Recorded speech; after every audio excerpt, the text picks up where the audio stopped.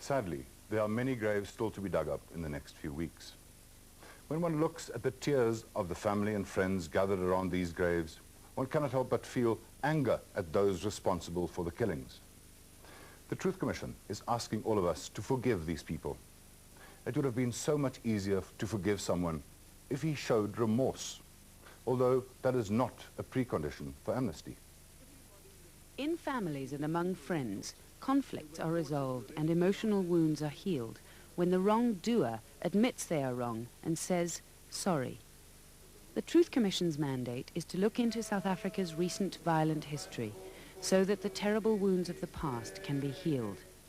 But the act guiding the TRC does not ask that perpetrators of murder and torture express remorse for what they have done. To get amnesty, you don't have to be sorry. No one has reminded us more sharply of that than Clive Derby-Lewis when he applied last year for amnesty for the murder of Chris Hani.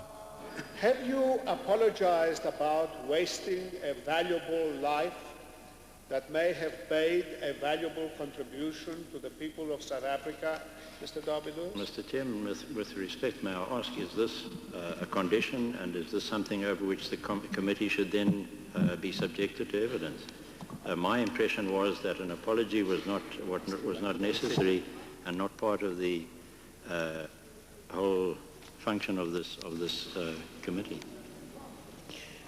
Well, Mr. Bezos, the Act doesn't require an applicant to apologize for what he did. He's required to make a full disclosure of what he did. I'm not asking this a question of law. I am asking as to whether this person that is before you has ever expressed regret for killing a person who could have made a valuable contribution to the political life of this country or not? Mr. Chairman, no. How can I ever apologize for an act of war? War is war. I haven't heard the ANC apologizing, the perpetrators of these deeds apologizing for killing people in pubs and blowing them up in wimpy bars. I've heard no apologies for that, Mr. Chairman. Mr. Derby-Lewis was wrong. Over the past 2 years, we have heard many, like him, justifying the terrible acts they committed. But we have also heard many apologies, including from the ANC. The African National Congress unreservedly apologizes to all civilians who lost their lives, whether in crossfire or any other circumstance. I and many other leading figures in our party have already publicly apologized for the pain and suffering caused by former policies of the National Party. This was accepted and publicly acknowledged by the chairperson of the Commission, Archbishop Tutu. I reiterate these apologies today. I am now more than ever convinced that apartheid was a terrible mistake that blighted our land. South Africans did not listen to the laughing and the crying of each other. I am sorry that I have been so hard of hearing for such a long time. Ek is nou baie jammer vir die slagoffers, vir die familie van die slagoffers. Want het is per slot van sake. Hulle het nie die oorlog geveg nie. Are you going to apologize for all the people who died in jail, who died in Lesotho, and who died maybe in... No, I'm praying for them. The PAC is proud to have played its role in this historic task of overthrowing white domination in all its manifestations. We make no apologies. When I look closely at what I did, I realized that it was bad. I took part in killing someone that we could have used to achieve our own aims. I know that the question on everybody's lips is whether I am going to say that I am sorry for what happened on that day. I feel that I am not personally to blame for what happened on that day. From my point of view and for the soldiers of the Sea Sky Defense Force, I can speak. I say we are sorry. I say the burden of the Pisho massacre will be on our shoulders for the rest of our lives. Whether they are sorry or not sorry, remorse is clearly very much on the minds of perpetrators. It is a re-traumatization of a victim when perpetrators don't speak the truth. And yet when perpetrators speak the truth sincerely, but not only speak the truth, but demonstrate a sense of guilt, a sense of remorse, it is respecting the victim's space, it is respecting the victim's pain. And I guess that this is why victims often are disarmed by this sincerity of a perpetrator and feel ready to forgive the perpetrator. If remorse plays an important role in reconciliation, should it have been a prerequisite for amnesty? And when we came on to the commission, one of the things that shocked us was the fact that there is no requirement in the Act for the applicant to express remorse. It is not a requirement. And we were bowled over, actually, and some people had almost a traumatic experience. I think that it is unfortunate that remorse is not a prerequisite for amnesty because it makes it empty. But on the other hand, I think that it would have been difficult to legislate remorse.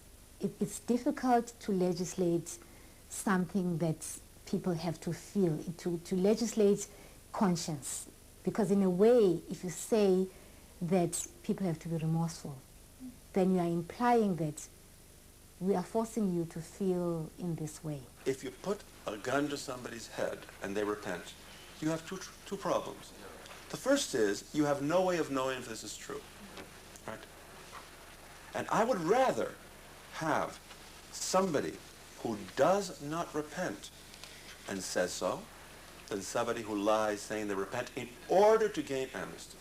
Because then you begin to bring deceptions into it from the very start. It's very, very dangerous. It's always hard to judge just how genuine an apology is. But if we ask for remorse, say the commentators, we can't always be sure that what we get is the real thing. You are a great person. And you don't know how your greatness would be enhanced if you were to say, sorry, things went wrong, forgive me. I beg you. I am saying it is true. Things went horribly wrong. I fully agree with that. And for that part of those painful years when things went horribly wrong and we were aware of the fact that there were factors that led to that. For that, I am deeply sorry.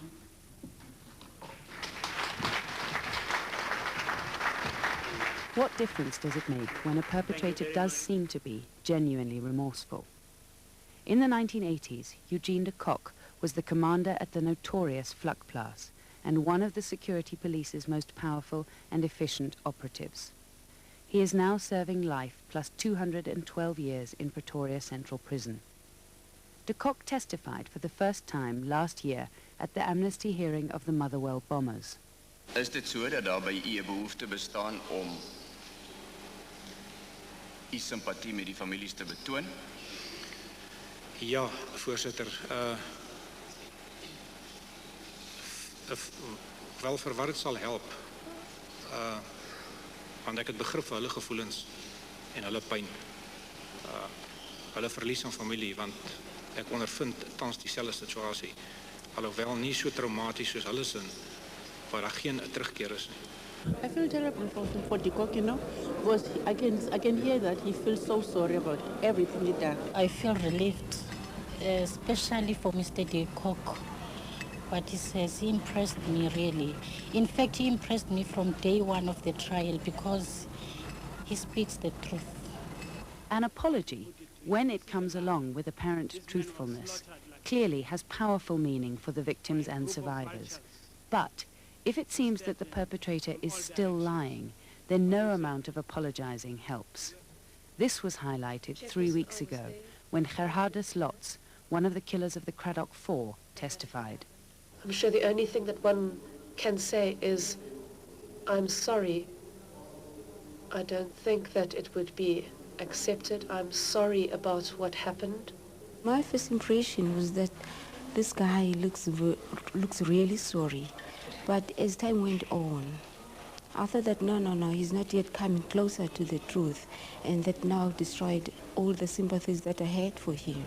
Well, if they truly showed remorse, I'm sure the family would accept their apology. But now they are telling lies. They are making us more angry. But remorse and apparent truthfulness don't always earn forgiveness. There's one thing that I will have to live till the day I die. It's the corpses that I will have to drag with me to my grave of the people whom I've killed. Remorse, I can assure you, a lot. A hell of a lot. My brother was butchered like a beast in a butchery, you know, for doing nothing. An innocent victim. So you can just imagine. I mean, the word forgiveness, in as far as Dekutse is concerned, does not exist in our dictionary. I don't expect the Mnenge family to forgive me, because I don't know how I ever in my life would be able to forgive a man like Dekutse. But the real test of remorse is what perpetrators do to show they are sorry. In 1996, Police Captain Brian Mitchell was granted amnesty for the killing of 11 Inkatha supporters attending a night vigil in Trustfeed, KwaZulu-Natal. Last year, he went back, a free man, to face the survivors of a community he shattered. I'd just like to thank the community for allowing me to come here today and for gathering together in this fashion. Without your goodwill to allow me to come here, none of this could have taken place. I have come here because I know it's the right thing to do. I cannot financially help my family, and I cannot financially help anybody at this stage. I just want to take this opportunity, as I did at my amnesty hearing, to say to the community, I'm sorry for what has happened to them. Remorse, like reconciliation, may take years of processing. But even a simple sorry can mean a lot, as Chidiso Motasi discovered when last year he met Paul van Vuren, the man who murdered his mother and father. Listen, let me tell you, all the people always say, we must say sorry, we must say sorry. Are you sorry? Are you sorry? And to say, just to say I'm sorry is an empty word. Do you know what I mean? Can you really be sorry? It's the first time in my life, no, it's the second, no, it's the third time in my life that I meet you. But sorry, I'm not the type of person that come and say, I'm sorry. I don't even know you, you know what I mean? If I look back at the whole what happened in apartheid and now, then I'm sorry about what happened to your parents and to you, because it was a waste of human life. I'm sorry for that. Today, it's like, it's my day, because I just saw a person kill my father and my mother.